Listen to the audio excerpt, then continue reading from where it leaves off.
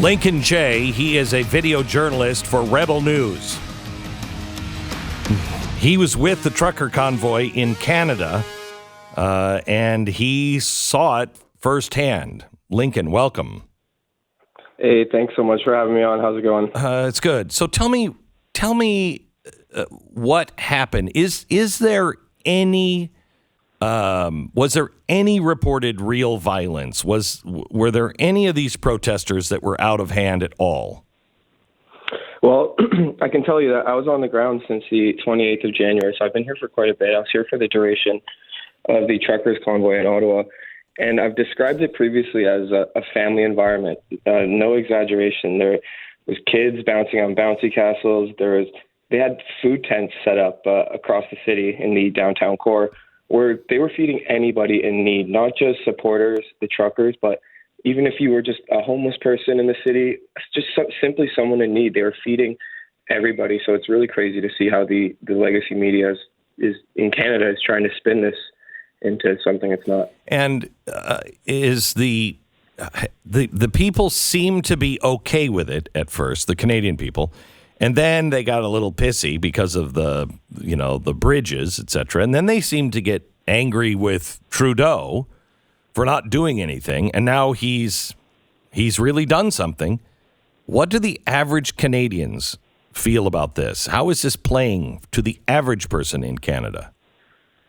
To be honest, it's really hard to judge. Like you said, at first it seemed like everyone was on board, but then a lot of people started to feel like it was time for them to leave. What I can tell you is that the locals in Ottawa, from what I've experienced on the ground, just walking around and being here, is that I would say about half of the locals I've talked to in Ottawa are on board with it, and half just wanted them out. They just thought it was time to leave after the first weekend. But so I can only tell you. Sorry, go ahead. I was going to say, but out of those half, did they think that this was justified to get them out? You know what? I can't comment on that because since the Emergencies Act, since we saw the police enforcement that we saw over the past 3 days, the city is completely blocked off. They now say it's a red zone. So there's police checkpoints all over, and you really can't come into the red zone, which is a big chunk of the downtown core, unless you live or work in the area. So honestly, it's like a ghost town in Ottawa. So I haven't really been able to assess the situation other than what I'm seeing on television through mainstream media outlets. And honestly, it seems like a lot of people think that it was justified the way they took the protesters out. Jeez. And that's just what I'm gauging. So tell me what you saw. Well, what I saw, like I said, was a peaceful protest with no acts of violence that I saw with my own eyes for almost 3 weeks. And then everyone had a feeling that there was going to be some sort of heavy police enforcement. And then all of a sudden we got a phone call and we said there's about 200 cops outside of the Westin Hotel, which is a hotel not far from Parliament Hill. And then it was basically like a flick of a switch. They just went all out. I'd never seen such police enforcement in my life. It was intense. Pepper spray, tear gas canisters. As I'm sure you heard, my colleague Alexa LeBlanc got shot point blank in the leg with a rifle that shoots out tear gas canisters. So oh my gosh! It was nuts.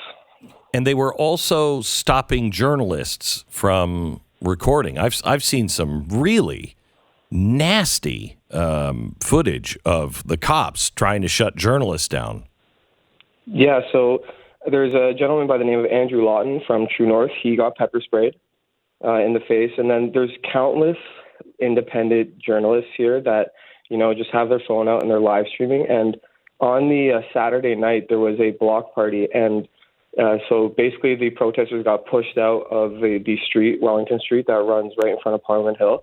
So then they kind of regrouped, and there was just it was basically just like a dance party. They were just playing music, and the police, we saw the same strategies. The police basically formed a line, and they tried to just aggressively push this whole crowd out. And in the process, they were literally shooting people's phones. I talked to 2 people who had their phones shot out of their hands with rubber bullets. Oh my gosh. The fact that these people the police say now that they are going to continue this investigation, and anyone involved is going to be debanked. What are people saying in the protest? Are they worried about these things? Well, I can tell you firsthand, for a fact, that it is happening. I spoke with a gentleman who traveled here from Winnipeg to Ottawa in support of the truckers, and I'm assuming that he just donated some money, etc. And his bank account is frozen. I've done a full report on him, and he has no access to his funds. He cannot make a debit purchase. He can't use his credit card. He can't take out money. Can't send any sort of wire transfers. It's completely frozen. And the bank, there's just no transparency with how long it's going to be frozen for or anything. So he's kind of just left in the dark with no access to his funds. He's got bills to pay. He's got a mortgage. He's got a daughter. And ultimately, he has to get back home to Winnipeg. So he tells me he's all right, but it's nuts, and I can confirm that is happening. How's he going to get home? That's the question, and that was the question too with, if they seize all these truckers' trucks, right, if they freeze their bank accounts, a lot of the truckers, the gentlemen driving the trucks, the women driving the trucks, they've driven across the country, they've driven 3-4 days to get here. So if they're freezing their bank accounts, if they're taking their rigs, they have basically nothing. How are they supposed to get home? I don't know, but I think we should. I watched these guys, and they were peaceful. They were rational. They were creating a family atmosphere. Everything that I've seen and heard about these guys, this nonsense of the Nazi flags. There was one, and the protesters kicked that guy out, and he was the only one with his face fully covered. Why? Yeah. Why is that? And we haven't found that guy. This was not a Nazi rally. This was a freedom rally, and I think we should offer them a sanctuary here in the United States. Quite honestly. Yeah, I can't reiterate enough. I cannot express enough how peaceful the environment was here. I've honestly never seen anything like it. It was 3 weeks of straight protests every day, and the streets of Ottawa were completely clean. Like, just completely clean. The temperatures are freezing here. There's a lot of snow. You had countless protesters, supporters shoveling snow on the streets of Ottawa. And like I said earlier, they were literally handing out food to anybody. It did not matter. So the fact that Justin Trudeau has literally stated that the people involved in the truckers' convoy in Ottawa were stealing food from the homeless, it could not be any further from the truth. I simply don't know where he's getting his information from. Lincoln, how does this end? Does Parliament meet today? Well, what I can tell you is that Justin Trudeau is having a press conference where I'm assuming he's going to address the events that took place over the weekend and ultimately the clearing out of the convoy. So on the streets of Ottawa right now, 4 days ago, it was filled with trucks. Wellington Street, again, which is the street right in front of the Parliament of Canada, just filled with trucks.